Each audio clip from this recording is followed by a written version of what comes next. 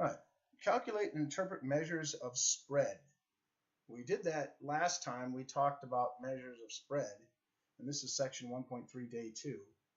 When we did day 1, we talked about measures of spread IQR. We also talked about range. Okay, now we're going to talk about standard deviation, which is the most used measure of spread that we have. And we're also going to choose appropriate measures of center and spread in a given setting, and use appropriate graphs and numerical summaries to compare distributions of quantitative variables. And that's the same things that we did before. Comparing shape, center, and spread is what we're going to do now. Right, the standard deviation, a lot of times it's S sub x. It measures the typical distance of the values in a distribution from the mean.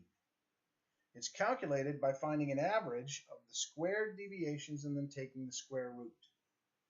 The variance is just the standard deviation squared. The variance is not used as much as the standard deviation, but there are situations where it is necessary to use the variance. And we'll get into a couple of those, at least one big one, that we'll get into in the second half of the course.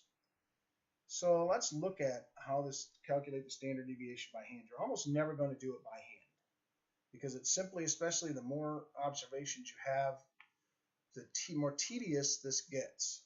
You know, we can do it when we have 7 or 8 observations. When we start to get 100 observations, calculating the standard deviation by hand could be quite tiresome, take a while. Okay. Here are the foot lengths in centimeters for a random sample of 7 14-year-olds from the United Kingdom. Okay, 25 centimeters, 22, 20, 25, 24, 24, and 28 centimeters. The mean foot length is 24 centimeters. Here are the deviations from the mean, and here's how it's notated. X sub I, each observation minus x bar. Each observation minus the mean. And then it talks about the squared deviations from the mean, where you just take that x sub I minus x bar and square it. Now let's first look at the deviations here. Okay? We just subtracted. 25 minus the mean is 24. We got 1. 22 minus 24, negative 2. Okay? 20 minus 24, negative 4, and so on and so forth, all the way down. And you might say, why would we not just use those instead of squaring it? Why are we squaring it? Well, the problem with just using the deviations is when you add them up, because if you wanted to take an average deviation, when you add them up, they're always going to equal 0. Every time you do it. Whenever you do the deviations from the mean, if you don't square it or do something else to it, it's always going to add up to 0. And then your average is also going to be 0. So that doesn't really tell us a whole lot. Okay? So we square it because that makes all of these numbers positive. So now we know we're never going to get 0 unless all of these deviations are 0. Okay? Which seems that would be a boring data set. If all the deviations are 0, that means every observation was exactly the same. That doesn't seem like a very interesting data set. So what we do is we take that sum of 38. That's the sum of the squared deviations. And the variance is that 38 divided by how many observations there, by n minus 1. We divide by 6. Even though there are 7 observations, 1, 2, 3, 4, 5, 6, 7, we're going to divide by 6. The reason for that will become clear later in the course. It's not something we're ready to deal with now, but it's something called an unbiased estimator, is what we'll learn about later in chapter 7. That will tell us why this is, why we divide by 6 and not 7 here. But here's our formula for the standard deviation. It's the square root of the sum of the squared deviations divided by n minus 1. And without the square root, that part is the variance. And as I said, there are times where we'll use the variance, but they're few and far between.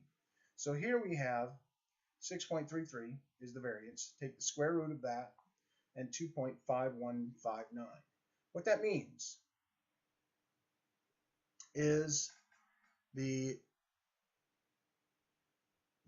average or typical, you can use words like average or typical deviation from the mean foot size in these UK 14-year-olds is 2.5159 centimeters. It has the same units as the mean, the same units as all the observations. The observations were in centimeters. The standard deviation is also in centimeters. Okay? If you'll notice what's happening here, we're taking the squared deviations, we're adding them up. So we've got all these things squared. By taking the square root, we're getting rid of all that squaring that we did to get it back to the same units that we were in. Okay? The standard deviation, a few things to remember. The standard deviation always goes with the mean. It's standard deviation and mean. You're not going to talk about standard deviation and median. The two don't go together. And median and IQR go together. Mean and standard deviation go together.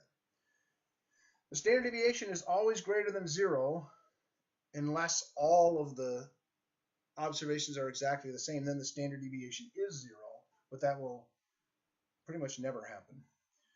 The standard deviation has the same units as the mean, which has the same units as all the observations. And the standard deviation is not resistant. In other words, if you have outliers, the outliers are going to make the standard deviation larger. And the same way outliers affect the mean, they affect the median. I'm sorry, they don't affect the median, they affect the standard deviation. Now, choosing which measures of center and spread are most appropriate for a given situation. If you have a skewed distribution or you have some strong outliers, you're going to want to use median and IQR. If your distribution is reasonably symmetric, you're going to use the mean and standard deviation. And there are some things we do later on where we'll use the mean and standard deviation pretty much exclusively. Okay? Good. Let's continue on. All right. So putting it all together, comparing distributions of quantitative variables and numerical summaries. Organizing a statistics problem. This is something you're going to use throughout the year, and I'll give you some ways of remembering it as we go. But as I told you at the beginning, in the first day, statistics is about answering questions. And that's the first thing we should do is state what the question is. What are we trying to answer? What question are we trying to answer? We want to make a plan. We want to say what we're going to do. How will we answer the question? What statistical techniques will we use? We make the graphs, we carry out needed calculations, and conclude. We give our conclusions in the real world setting. So we tell what the data is, what does it mean? That's what our conclude part is. All right, so let's look at this data in this problem. Who has more contacts, males or females? The following data show the number of contacts that a sample of high school students had in their cell phones. What conclusion can we draw? Give appropriate evidence to support your answer. So you can see there's 124 for one male, 41 for another, 29 for another, so on and so forth, and the females are down here. So the state, what are we going to answer? We're going to answer who has more contacts, males or females. And plan, what we'll do is we'll create graphs and numerical summaries. A numerical summary could be the mean and standard deviation. It could be the 5-number summary. Okay. We're going to graph parallel box plots and compare shape, center, and spread. Remember we talked about shape, center, and spread being very important. Okay, so here are our parallel box plots. We put the numbers into our calculator. Okay, we graph them when we can graph them side by side, and we get our 5-number summary. We get our 1-variable stats, and we look at our distributions. We draw it out, we sketch it out, we label it well. Okay, notice both of them are labeled with a min Q1 so that it's very clear. Okay. The males, they have a mean of 121.65, a standard deviation of 74.45, and there were 20 of them, and is just the number of subjects there were. The females, 126.71 is the X-bar, a little bit more than males, not a lot. 65.74 was the standard deviation, and there were 14 of them. Okay, so if we're going to look at this distribution, the boys is certainly skewed to the right, while the girls is pretty symmetric. Okay, so we would state that the female distribution is fairly symmetric. The male distribution is slightly skewed to the right. Okay. The center, the median for the females is slightly higher than the median for the males. It's about 20 higher than the males. Okay? And the spread, the male distribution is much more spread out than the female distribution. The IQR is larger, and the range is certainly larger for the boys than it is for the girls. And there don't appear to be any outliers for either distribution. That's all part of the do step. We talk about shape, center, and spread. We talked about median, mean, and standard deviation. We talked about all those things. We gave our graphs.